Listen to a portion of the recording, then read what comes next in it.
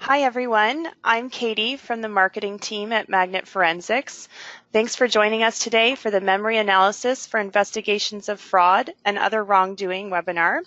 With me today we have Magnet Director of Forensics Jessica Hyde and Digital Forensics Examiner for Portland Police Bureau Aaron Sparling. On housekeeping notes, this is a one-way audio webinar and we are recording our session today. We'll aim to share it by the end of the week. So please keep your eye out for that. We have plenty of time for questions and answers, so as you think of questions, please submit them in the questions panel on the GoToWebinar box on the right, and we'll be sure to address them at the end. And with that, I'd like to introduce you to Aaron Sparling. Good afternoon, and thanks for joining us. My name is Aaron Sparling. I'm with the Portland Police Bureau. I work in the Digital Forensics Unit, assigned to a couple task forces, and spend a lot of time playing around with this memory stuff. So Jessica and I are pretty excited to show you what we got today. And hi, I'm Jessica. I'm so excited and so honored to be getting to do this with Aaron. Aaron and I came up with the idea to do this webinar actually at the HTCIA conference because we were just shooting down rabbit holes about webinar, and he had given an amazing presentation. So we wanted to go ahead and spend some time together.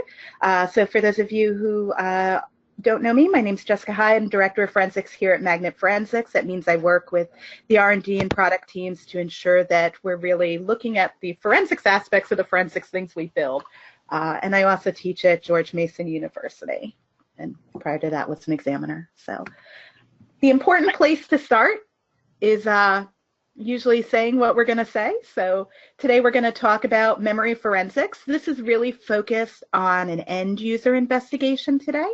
And just as a prep for that, and we'll give you more information about this at the end, but this is the first of a two-part series we're doing. So in March, we're going to be doing a follow-up webinar that's more the investigation of an intrusion type scenario and how memory can be used in those cases. So we'll go into why you're going to look at memory, how to investigate a user, and then we'll take some questions. We will be showing both magnet products and non-magnet products today. So we'll be talking about Axiom. We will be talking about some CLI tools, and we'll also be talking about some other magnet-free tools. So, but this isn't a tool-based discussion at all. I just wanted to up front state that you will see some of that, but you're also going to see some great command line tools and some references to other things today as well. Hey, Jessica, can I take 10 more seconds just to mention something? Absolutely. So full disclosure, it should be noted that I am presenting from NCFI in Hoover, Alabama as part of a 3-week NITRO course, which is the National Computer Forensic Institute for the United States Secret Service. And so there's 16 students that are sitting in watching this webinar as well, who have spent all day yesterday, and they will be stuck the rest of the day with me after this doing memory forensics and hunting malware. So I think we're done with our disclosures, right? Exactly, yes. All right. So why memory? The most important thing I guess there is to know about memory is that you're going to get a lot of different artifacts. And here's just a list of some. We're going to be going really into what these are, how they're of value, etc. But the point is that you can get a lot of information from just your memory analysis. Another key point is the fact that memory analysis, being quick and upfront, can really drive your investigation, and you can get actionable intel. So we're going to talk a little bit about speed in a bit, but the whole goal being to get things that are really, really, really quick wins that can help you in your investigation quickly. So potentially while you're still at the scene or on target, or while you maybe still have a complicit witness or suspect.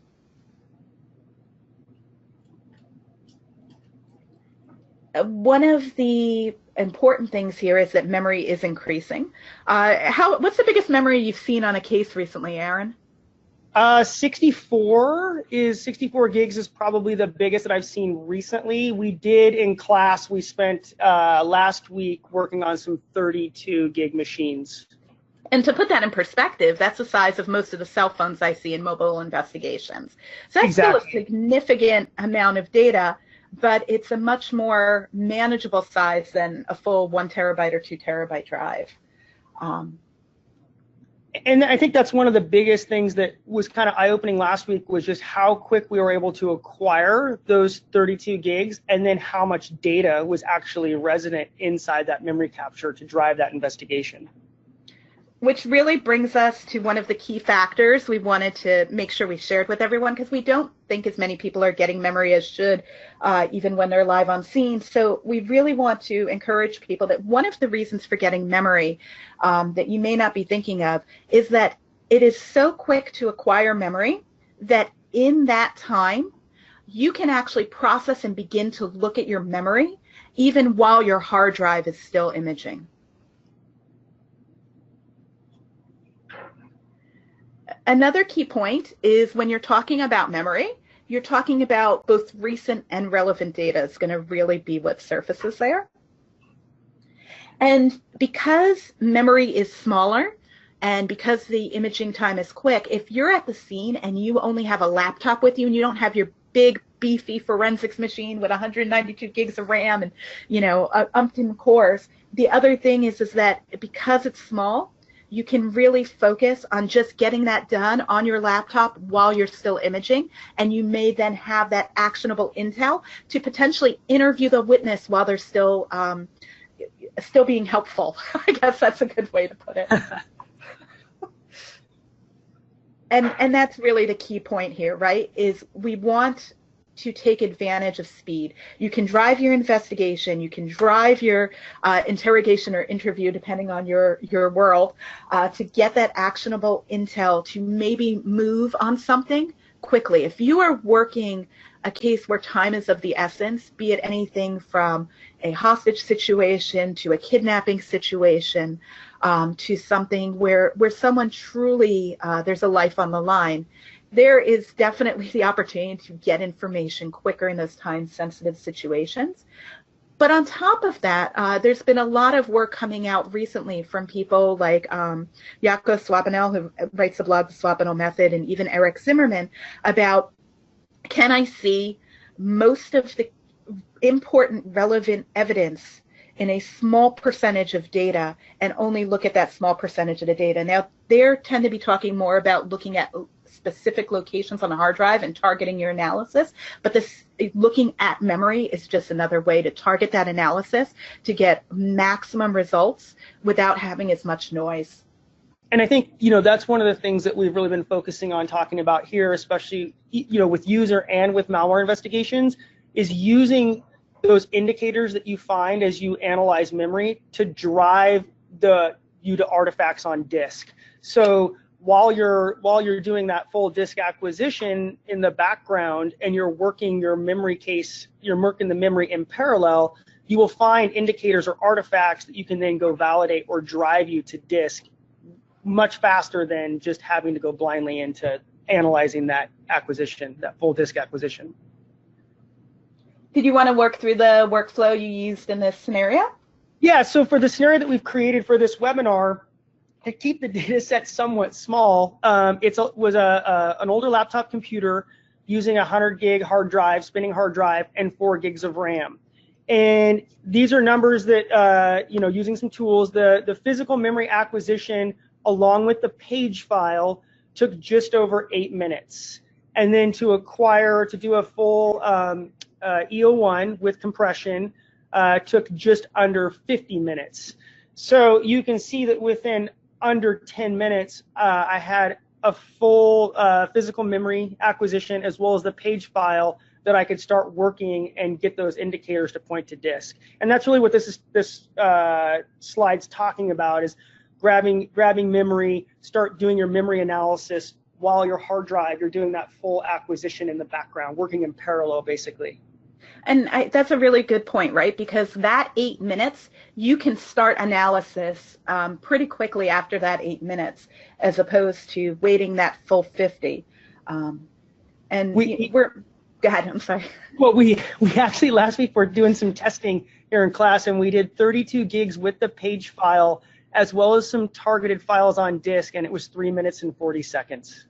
Wow, that's really good times. Then that's with a little bit beefier hardware, I'm sure. It was, yeah. But you have a good comparison here with some different pieces of hardware. Yeah, so I wanted to create some comparisons with if you were dealing with a laptop, or so maybe this is where you have to be on scene for whatever reason, and you need to start doing your analysis while you're on scene, and you can't bring it back to the lab. And so I wanted to show the processing times working with, a laptop that has, I put the specs on there. It's got, an Intel 2-core i7 and 64 gigs of RAM. But you can see that, we're processing that physical memory in 22 minutes. The page file took just over 6.5 minutes. And then you'll see that there's going to be 2 hiberfil processing times. One is for the hiberfil in its compressed state, in its natural state as it's been exported. And then the second one is taking the 60 seconds to a minute and a half to convert that hibernation file to a raw file, and it drops it by almost a fifth in terms of the processing time. So we were able to process the hibernation file in 13 minutes. Now, mind you, this is all in Axiom. These are Axiom processing times on that hardware. And then this is bringing that same data set into a lab environment on a Tolino forensic workstation running the i7 with 64 gigs of RAM. And you can see that our processing time for that 4 gigs was just shy of 10 minutes. So if we look at, acquisition times of 8 minutes and processing time of just shy of 10, just rounding the numbers up, within 20 minutes we can start analyzing our data. Almost 3 minutes, and we're analyzing the page file, and within 5 minutes with a converted hibernation file, we're doing analysis on memory resident artifacts that's in the hibernation file. So those times are pretty impressive, considering the amount of data that we're starting to see come into the labs in terms of terabytes and terabytes and the numbers of devices. Absolutely. And if you're looking in Axiom, you're also the second that an artifact is processed, you can just load new results and start actually looking through that data even while that processing is occurring through those artifacts. So that helps too.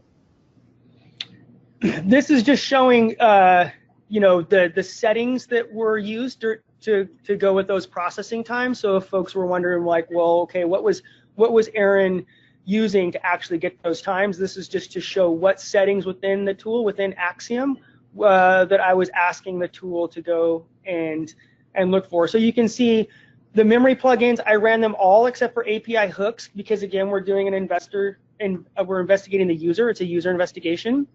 I asked it to just grab all of the operating system artifacts, documents, all encryption, and then I used more of a triage method for chat, cloud, and email. Just one note on that. This was processed with 2.9, those times are for, and we actually completely changed our encryption algorithms for 2.10, which was released last Friday. So that actually should speed up even off those times now for the encryption portions. And then this just carries on with, full media, looking for full media, because of the case that we had built for this scenario. Bitcoin and peer-to-peer type communications, and then the web-related artifacts that I asked it to carve. I think the key thing on pagefile is that you do have memory even when you think you don't have memory. So even if you're not in the field, or the system was off when it was acquired, or you don't have control over the processes, and the processes that the end users used did not acquire memory, which hopefully by the end of this webinar, you'll be encouraged to encourage them to pull web memory for you every time, is that you will get the page file. And so you do still have page file. IEF and Axiom will automatically process this. However, just to note, the memory plugins, which by the way, those memory plugins are volatility plugins, and we will actually show you some volatility command line foo in this presentation. But pagefile is a little bit limited. It's not your full memory, but if you carve your memory, you're going to get a lot of really great results. And there's even a Python script mentioned here that uses Yara rules to recover more content. And what's nice about that is you can write a Yara rule that's specific to your investigation. So we use this for some of our dark web investigations that we're doing currently. We have targeted Yara rules that we'll just throw at the page file if we're looking for, encryption, or we're looking for especially cryptocurrency wallets and things like that. And I don't have it in the slide deck, but starting in version 2.9 in Axiom, on the page with dynamic app finder and processing, you can add there's an Excel document that basically you can update and add any regex expressions and go ahead and carve for any regex you'd like as well. So you're also going to have the hiberfil.sys. On a Windows 7 system, this is going to be a really big bulk of your memory, usually about 75%. So it can be really significant. You're going to get a hiberfil file whenever the system's hibernated or goes into hibernation. The system can hibernate on its own. It can be done by the user. As a lot of times, this is automatic when the user closes the lid. So on a laptop, when the user closes the lid, this is a state that the device is going to go into, and that memory blocks are going to be written to the hiberfil. I know I already covered that. I didn't even speak ahead. We've actually had some pretty good wins with just analyzing the hiberfil in those cases where we weren't actually able to get physical memory, where we were either given, the device or the hard drive to the device, and just exported out the hiberfil and the page file, and just doing some analysis with the hiberfil alone, we were able to pull out passwords and credentials that helped us further our investigation. So even if you can't get physical memory, being able to default back to memory artifacts that are written to disk and then analyzing those artifacts in this similar fashion can yield really big results, especially with like credential harvesting and things like that, if you need to get into encrypted containers and stuff like that. Now, something you might have noticed from the other slides that Aaron was talking about in terms of processing time was that the hibernation files took a little bit longer to see. And when we look at that, you can see why here. So hibernation files are compressed. So the tools actually have to decompress those, process the decompressed container in order to extract that content and parse and carve it. So this is one of the reasons that it is really going to take a little bit longer for the hiberfil to be carved. And I know Aaron added this great point that you can actually convert that hiberfil, like he was showing before, to the RAR or bin formats to get faster. Do you want to talk about the crash dumps? Yeah, so crash dumps, there's varying degrees of what you're going to get with crash dumps, so I tried to keep it somewhat general, but I think crash dumps are definitely overlooked in our investigations. We seem to maybe think of them more as like something that like a Windows programmer would want to use for debugging, but from an investigative standpoint, maybe you're looking at like a swatting case or something and it ends up being, I don't know, we'll just say suspect X, and they're also into like malicious activity and they play a lot with maybe some malware they pull off from the dark webs or whatnot, and they tend to crash their system a lot. If you have crash dumps, you can actually analyze those crash dumps, or you can potentially analyze those crash dumps. So sometimes there can be some really valuable information in there. And so it's just one more thing to consider when you're looking at artifacts that are on disk that may not, if you don't have access to physical memory. That's absolutely true. Did I get next slide? There we go. So there's a lot of tools you can use to grab your memory. And one of the great things is there are a lot of free tools that you can use to grab memory. So everything from Access Data FTK Imager to Magnet Forensics does make a RAM capture tool. Belkasoft does as well. There's FireEye Redline. WinPMEM as well as Velocity Search Pro are scriptable, so you can write scripts for those, but One of the important things to look at when selecting a memory acquisition tool is really the size of the footprint it's going to leave on your on the memory itself, because as you're acquiring memory, you're stomping on memory. So you want to try to have as small of a footprint as possible. Most definitely. In terms of how you and when are the right conditions for memory acquisition, the first thing is the system needs to be on and running. If you come across a system that's powered off, the memory you're going to be limited to is the page file and hiberfil that you get from the image. But there are times when it's going to be really important to try to get memory. So one is when you can't take the computer back to the lab and you're not going to be able to get a full acquisition because you're limited time. This could be because you have a consent search or because you have a witness or a victim who is letting you have access to some material. So this is going to be a different situation than when you can present a warrant and pull the computer back to the lab.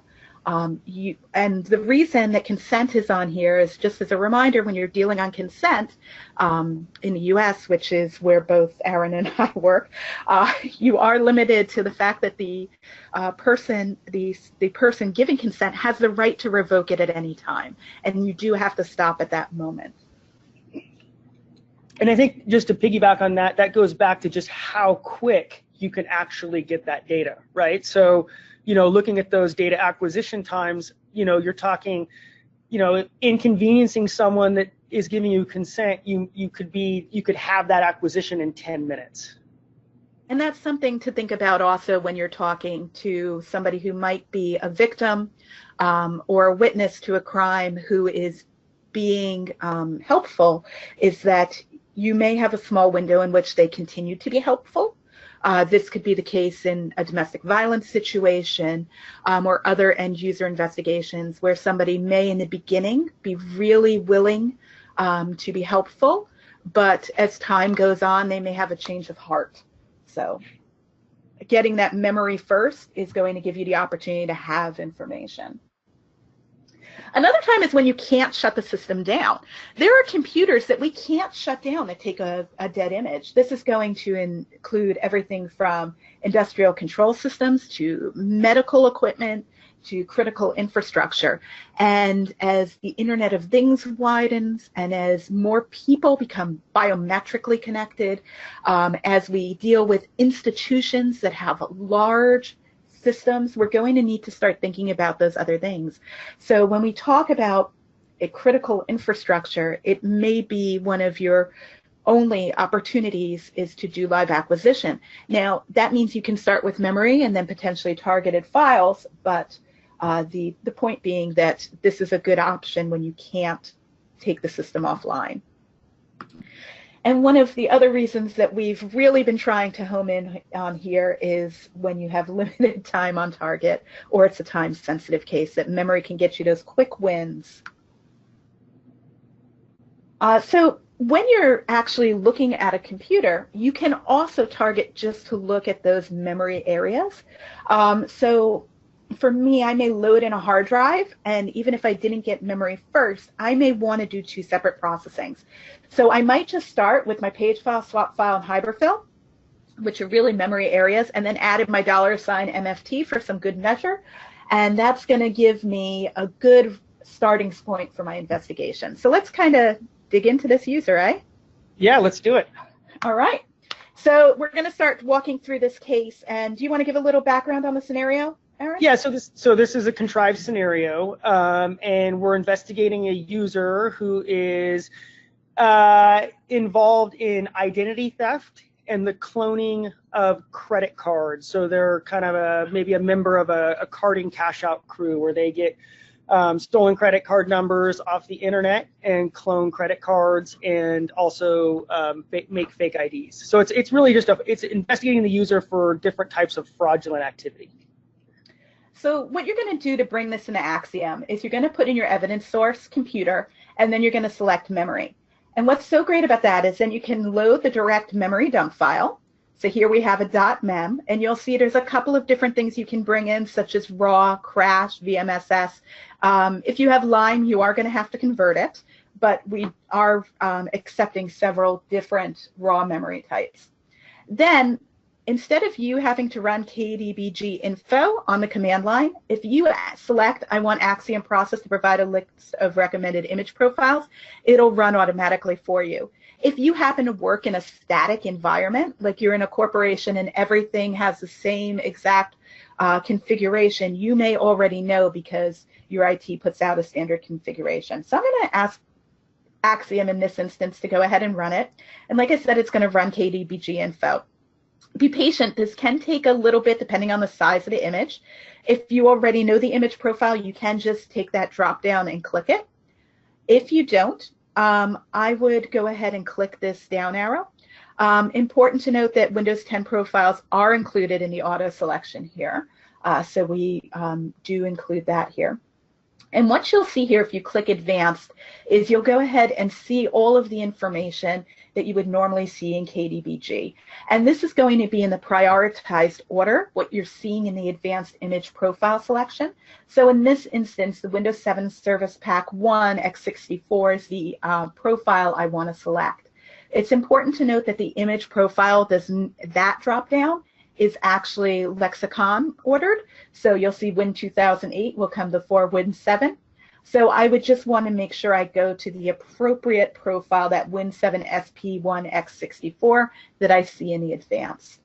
And once I do that, I will see my normal artifact selection, because one of the cool things that Axiom is going to do for you is, in addition to running those volatility plugins that you choose, is that you can actually select to run all of your traditional computer artifacts, internet artifacts, chat artifacts, like the settings that Aaron was discussing earlier. And then here I want to just show you which volatility plugins we have built into Axiom. It is not all, but here you'll see a close-up, and you'll see some of the ones that you could be really interested in. Obviously, PS List is going to be a big one. If you're, I really am a big fan of the DLL list of looking at the libraries.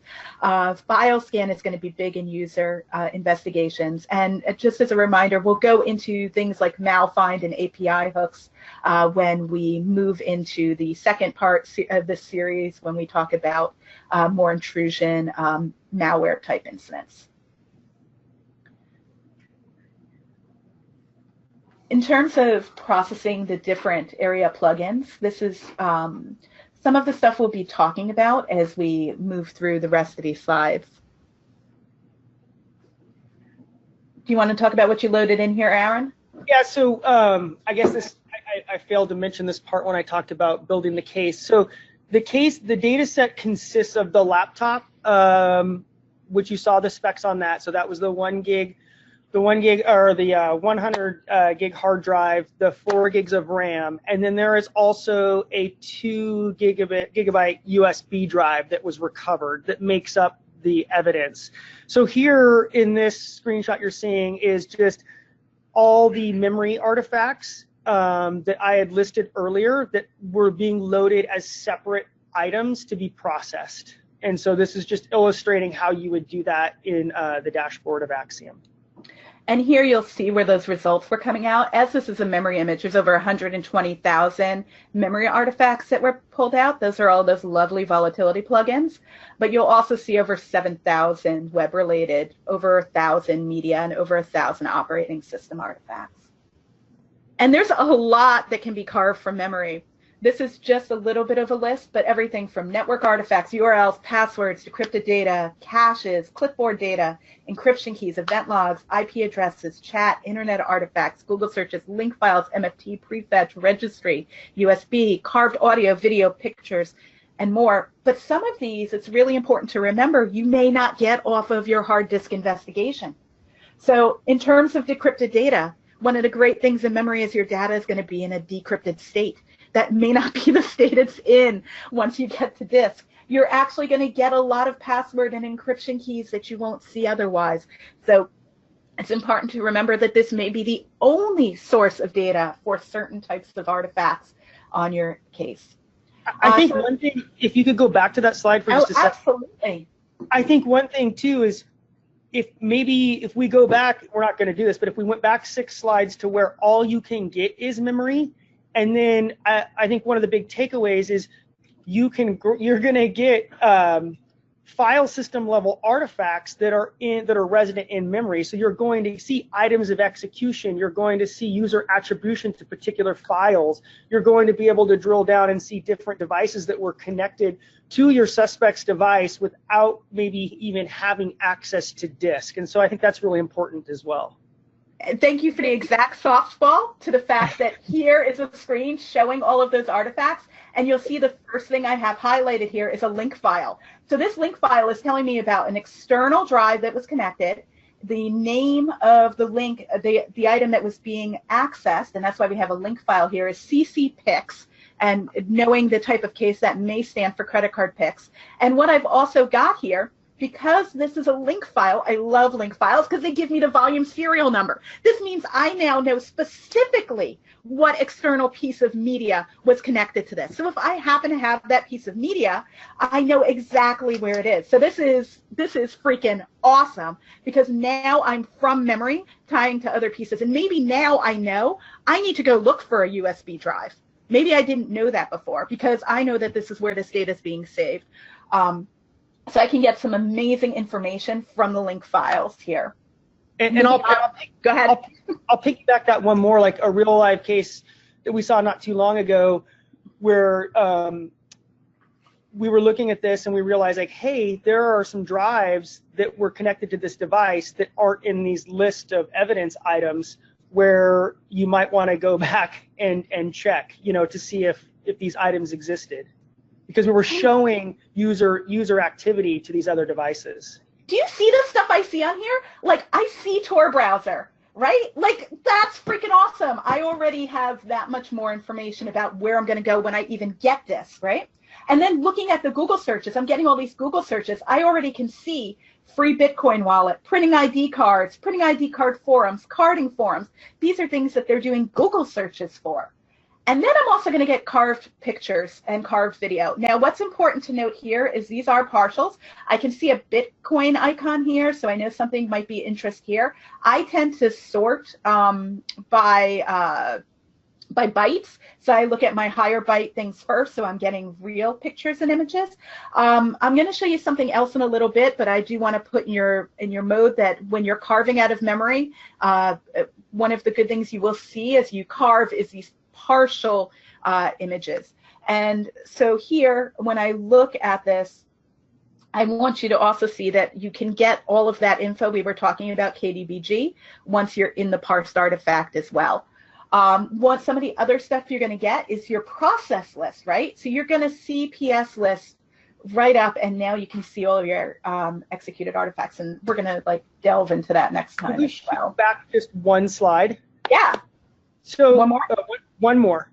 So one of the really great things about this slide also is if you aren't the originator or you did not actually do the acquisition of the physical memory, you get some chain of custody information. So if someone else goes and collects the memory for me and then brings me the drive that holds the memory, I'm getting the date and time that the acquisition that was done. And you see that there in the image, date, and time, and I can add that to my report or add that to my notes. Absolutely. And one of the other things you're going to get is you're going to also get the time zone information here, and that may be critical also. That might be critical too. When you weren't the one doing the acquisition. So in Axiom, you can bring in multiple things. So you can see here's the raw memory as well as the raw hiberfile, the hiberfil.sys. So this is after it's converted to raw, and here's the page file. But the question is, we were talking about consent before, and we were saying you get all of this great information, but 8 minutes might actually be too long. If somebody gives consent, and hopefully they can't, but what if they can see what you're doing, and their blood pressure, or maybe I shouldn't talk about medical circumstances, but they start getting nervous and apprehensive if they start seeing that bar going across the screen that you're pulling memory. If you do a process capture first, process captures take about 17 to 20 seconds. What a process capture is it's a capture of just the current running processes. Magnet actually makes a free tool for this. You're going to get your acquisition in about 20 seconds, and you're going to be parsed in under 10 minutes. And this can be a really great data source. And so if you're in a consent scenario, I would suggest doing this even before real memory. And there's actually a reason to do this even if you can get real memory. I'll show you that in a second. So here you can select which processes you want to do. This actually can be helpful also in a malware investigation, because if you're testing some malware in a sandbox, you can actually see what processes are being affected by turning on the monitor mode. But in general, you can go ahead and control which ones you want to pull. But if you do everything, like I said, it's going to be under 20 seconds, so this is huge. And this is just from the process capture. So this was a process capture on a barely used computer. I'm looking here, this is a slightly different scenario, but I'm looking here at the Google searches, and I can see everything from signs of depression to shovels to rental returns. But what's more important to me is in my pictures, real quick, I'm seeing a whole bunch of Google map tiles, right? So I can see that really quick. What's important to note about these pictures, I don't know if you're picking up on this, is the reason that I would still grab process memory, especially being only under 20 seconds before I even pull real memory, is because my pictures are intact. When you pull process memory, you're not carving across discontiguous processes to carve out images. So all of your images, or most of them unless, will be fully intact instead of those half screens that you need to put together. You're not going to get the head without the legs this time. You're going to get the full body. Additionally, the same thing's going to happen for video. You can't see this, but this is a carved video out of here, and I can actually play this video even though it's coming from process memory. That is amazing. And this was really cool. So I didn't actually know what had been created in this scenario. Patrick Beaver was creating some stuff on a system, and then I ran on that system, and he ran on the system and did a process capture. And so then I ran the AI for possible screen captures to help figure out what was going on in the scenario. And look at this, right? Because people screen cap what's important to them. I've got a screen capture here about a hotel stay. This is sad. I was going to say I can identify that this is a Caesar property by the look and feel of that app, but maybe the user doesn't have that. I've been to Vegas lots of times for conferences for forensic stuff. Don't read too much into that. But what's in here, not only the dates that this person is going to be staying somewhere, how many people they made the reservation for, but they have all their guest information in here, including their payment method, because they screen capped it. Oh, love it. Yeah, so process memory is another cool thing you can collect very, very quickly. And again, 2 key points on process memory. 1, less than 20 seconds. So if you're in a consent situation, I would always do process memory first while the system's live, because by the time they can say, I revoke consent, you've already got them image. And you saw how much content was in here. What? I've got, I don't have, over 12,000 web-related artifacts, over 778 operating system artifacts, including Windows timeline activity, because Windows timeline activity will be in your process capture if you process your, it's freaking awesome. All right, sorry. So lots of great stuff in process capture. So 1, if your consent time is limited, and 2, to be able to get those full contiguous pictures and images. I'll throw to you for registry analysis, and so I can take a breath. There you go. Perfect. Yes. Woo. So we're going to switch gears over to just using volatility from the command line. And this is using the compiled Windows executable on a Windows machine. And so one of the things that we had listed in the earlier slides that you can analyze from memory is registry. And so one of the plugins that Volatility has is the hive list plugin, and this will list the available registries as they're presented in memory. And as you can see here, we've got some user hives and system hives and SAM hives.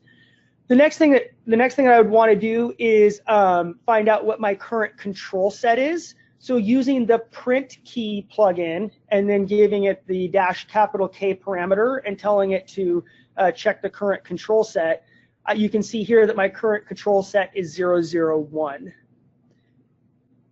Using that, now that I've identified my current control set, I can start to enumerate any USB devices that were attached to the system.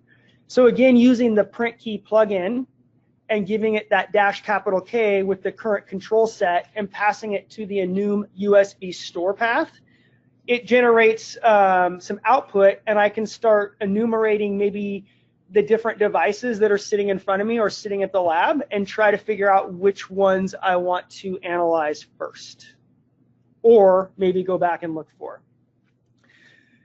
This is actually dumping the registry hives from memory. So there'll be another screenshot for that. You can see that I was able to dump all of those hives from memory that I had listed with the hive list.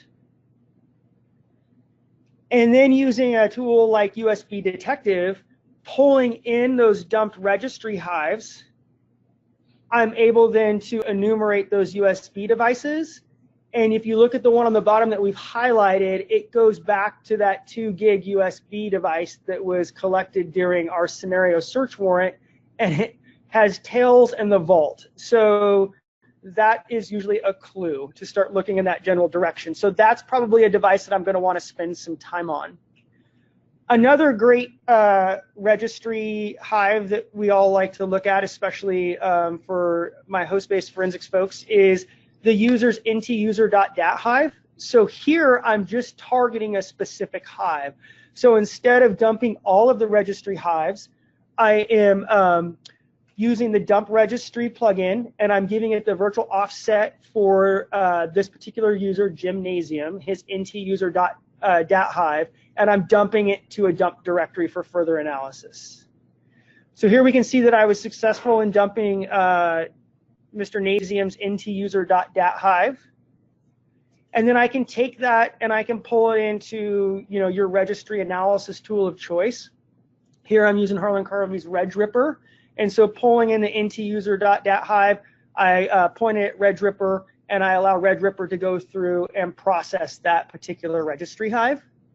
And then using a tool like Notepad++, I can view the output text file that RegRipper produces, or if you want, you could just grep through that text file, but I think visually for this, it's much easier to use something like Notepad++. And we can start to see this VeraCrypt setup. And remember, we're dealing with an external device, and a lot of our folks like to encrypt their external devices, and VeraCrypt is a commonly used tool for doing that. You'll also notice that there is a Tor browser that's potentially stationed on the desktop of our user, so that might be something else to consider. And at the very least, I'm starting to profile my user, get an idea of what their user activity is. Here you can see also drilling down further into that ntuser.dat, some of the MRU stuff for recent docs. We see a creditcards.txt, a stolen CC, a cardingstuff.txt, a license key.txt. But we're seeing some artifacts or some text files that we're probably going to want to try to locate, right? Then you also go a little bit further down and you start to see that just below that, you're going to see things for like a GPG key. You're going to start to see reference to an MSR 605, which is a card reader that our folks like to use for encoding stolen credit card numbers onto cards for carding forms for cash out crews. And then we also see a mention of something called the goods, which looks like it's assigned to a spreadsheet format. Another thing that we can do with registry is we can use in volatility, we can use the hash dump plugin. And this allows us to dump the hashes for the users on the machine. And the one that the part that I'm the most interested in is the trailing section. I'm interested in the NTLM section of this particular hash. So what I'll do is I will look down and say, like, for Gymnasium there in Sally Butterfield, I will separate out the NTLM, which with Gymnasium starts at the 6.4 after, right, thank you, Jessica. And then for Sally Butterfield, we'll start at the 3.1. And so I'll just take those sections of that string, and I can copy and paste those into either a text document, which I've done here, or, well, here what I've done is I've asked it to run and I've outputted it to a text document. And then I can take that NTLM and I can put it into a tool like CrackStation, if you have access to that inside your lab, if your SOPs allow you to reach out to a tool like CrackStation and get the user's login credentials, which in this case is password1 with a capital P. If you can't, if you're in a sandboxed environment, one of the things that you can do with memory, which is really cool, is you can create a split word list and then use that NTLM hash text file that you've generated and that split word list, and you can use something like Hashcat or John the Ripper, and you can access, or you can a lot of times retrieve the user's login credentials that way. And why that might be important is a lot of our bad guys use password reuse, and so a lot of times it's not uncommon for their login credentials or login password to be the same thing as maybe the thumb drive or the pocket drive that they're using Veracrypt to encrypt, and so you can start trying those passwords to see if you can gain access to those encrypted containers. Now, just a note on the registry hives, and if you want to bring those back into Axiom, you can. You just need to rename them because the way that they come out is not the same as the naming file paths that exist typically when it's on disk. So if you rename those, you can import them in, and then the NTLM hashes will be presented there, likewise with the USB. But you do have to rename them to do that processing. We just wanted to show different ways to do that. So here we're taking a look at the MFT, and so we know that the MFT is full of really useful information. And again, using the compiled volatility executable on a Windows machine, we're using the MFT parser plugin, and then actually outputting the, parsing the MFT and then outputting that to a text file that then we can search through that text file. One of the things that I'm usually looking for is data that is resident still in the MFT. So what I've done here is I've changed into the directory of where the MFT was dumped, and then I'm just grepping for the recursively for password, for the word password. And if you'll notice, there's a dumped section where it says store my passwords with a password 1, and that is really resembles what we were able to crack using the crack station. So I wanted to further analysis of this particular section that, of the MFT that was dumped. And so just using the xxd command and pointing it at that particular dumped section of the MFT, I'm able then to see in ASCII just the resident data that is associated with that dumped section. And in there we'll see notes, need to get an MSR 605 for cloning cards, and need to get dumps from the dark web, and store my passwords with a potential password of password1 with a capital P. So real quick, we were able to get a lot of data just because it's resident in the MFT. And again, this is data that's resident in the MFT that's stored in memory. We did not get this from disk. And this is great too, because now I have more keywords, right? Now I know to start looking for the MSR. Exactly. So that helps. So this is going back to like the first couple of slides, where we're using memory analysis to drive, or we're using those as indicators to drive our investigation. And right now we're going to use it to drive our investigation while we're still in memory, and then we'll take that to either validate what we find or continue to drive our investigation when we have access to the file system on disk. So this is just another look at that same thing, but by pulling the dumped MFT that was dumped to a text file and pulling it into Notepad++. And you can see that I just went to that same MFT entry, and we have carding stuff.txt, so that would be something I would want to go look for. And then again, we find that resident data section inside the MFT. And there's more references to credit cards and to the E drive. So again, we're starting to get more ideas of what kind of artifacts, what kind of evidence we want to go look for in this case. This is a PS list output of the processes that were captured in memory. And what I'm highlighting here is this just gives me a quick overview of what my suspect was doing or what was running on the system during the time of acquisition. So I can see references to Tor, I can see references to Veracrypt, I can see references to notepad.exe, I can see references that this particular person maybe uses encrypted email communications. So again, I start to profile my user and have a better understanding of where I want to start my investigation and continue this artifact hunt. This is one of our favorites, where it just where this is a real quick win right here, where this is actually going to come from a .snt file if we were to do some further analysis on it, but I'll go ahead and just give that away. This is the contents of a sticky note of a .snt file that was on the user's desktop, and these are just notes to self.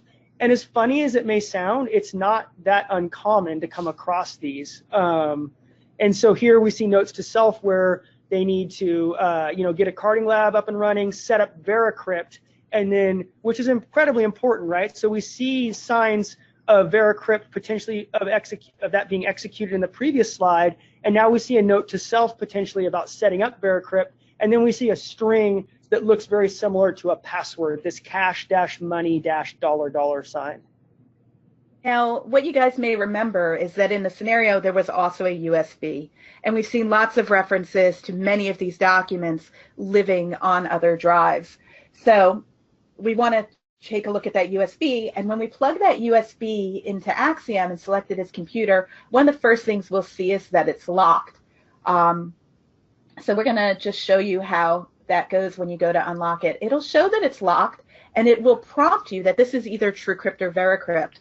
Passware is baked in to Axiom, not for password cracking, but for decrypting with a known password.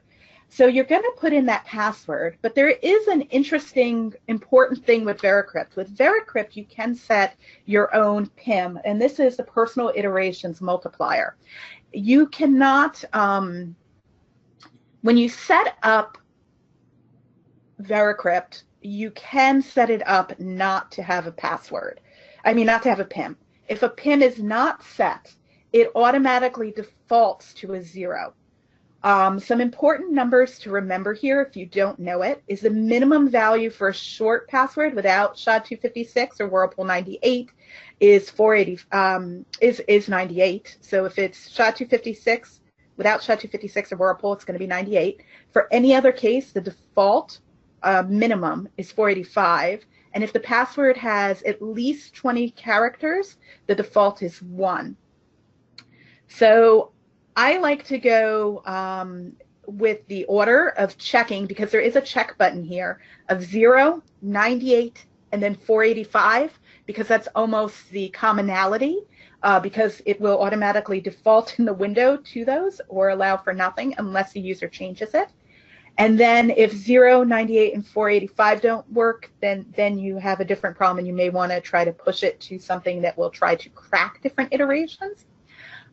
If it is less than 20 characters, I would do 0 and then 1. So what is on the USB once we added it in and decrypted it? Well, this is where we're going to find the goods, right? So this is the goods XLSX. We can see all of our information about the file because now we're on regular disk forensics. But when I take that and I bring it in just with the memory, so now I haven't even, I could still possibly be imaging the hard drive. While I'm in that process, if I bring in that USB with the memory and I look at the connections on that file, I'm actually going to see the file scan in memory with the handle of 1. And then there's also the goods SLX here, that file path at S, and I can go off of that further. I also can go ahead and look at my text documents, and we're going to see now those documents that were being referenced. So here is the credit card text file.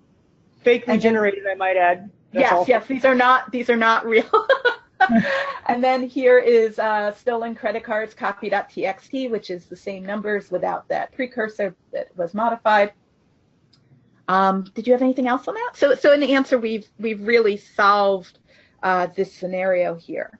Yeah, I think if you just tying that together is, we're given these two devices, and we have a memory acquisition of the laptop, and we're able to real quick get a user profile, some activity of what they're doing, and then analyzing memory, we're able to pull out passwords to decrypt the data. That most of the evidence wasn't sitting on the computer, it was actually sitting on the encrypted thumb drive, but we used the memory acquisition and analysis from the laptop to pivot and get access to where the majority of our evidence lies for our investigator or for our suspect. And we were using, an investigative methodology to profile through memory analysis where we needed to go to try to unlock where our evidence was actually being stored. Absolutely. And all of that in the time that we could still be creating an image. And that's the huge takeaway right there. I mean, if you were to sit down and run this scenario with scripted out questions, I would be willing to bet that you would be able to get to this in under 30 minutes. Exactly. So what do you do to keep up on memory? The first thing is to really, as you see, almost everything you saw today, and we tried to demonstrate that you can do this with a lot of free tools. So you can use volatility. We showed you a lot of ways to do things on the command line. We showed you a lot of free acquisition tools for both your process capturing and your full RAM dump capturing. So you can test this.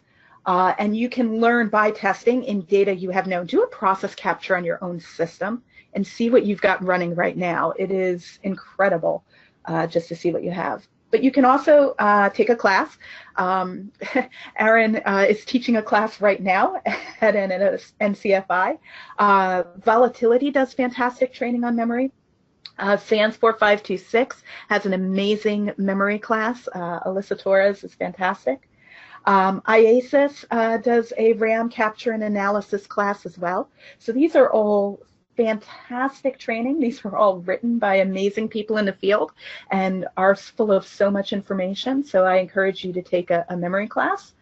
I'm actually an alumni of the top two. So I've been fortunate enough to take the top training from Andrew Case and Michael Hill-Lai. And then I've just recently retook 526 with Alyssa Torres in San Francisco when they changed it to a boot camp. So it is great training.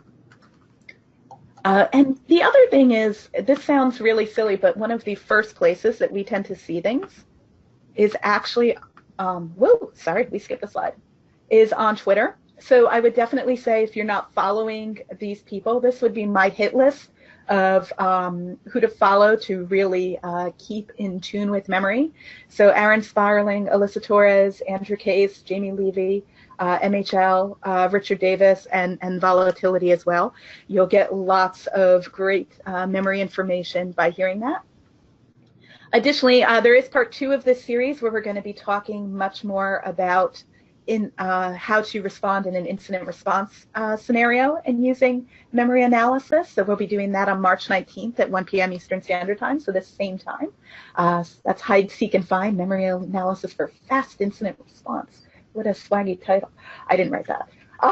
Then at the Magnet User Summit, April 1st through 3rd, we're lucky enough to actually have Aaron doing a lecture on memory forensics that I'm really looking forward to seeing. So if you're going to be at the Magnet User Summit, April 1st through 3rd, check out Aaron's session on using memory forensics. We only have 1 minute left for questions, and there are a slew of questions in here. So instead of going through each question that's in here in that time allowed and not necessarily giving it all that it needs, I'm going to make sure that if you asked a question and we didn't answer it on a couple of slides later, because I have the times here, that I will send you, or Aaron and I will send you a personal response responding to those questions. We also are both available on Twitter and welcome questions at any time. That's probably a great way to get a hold of us.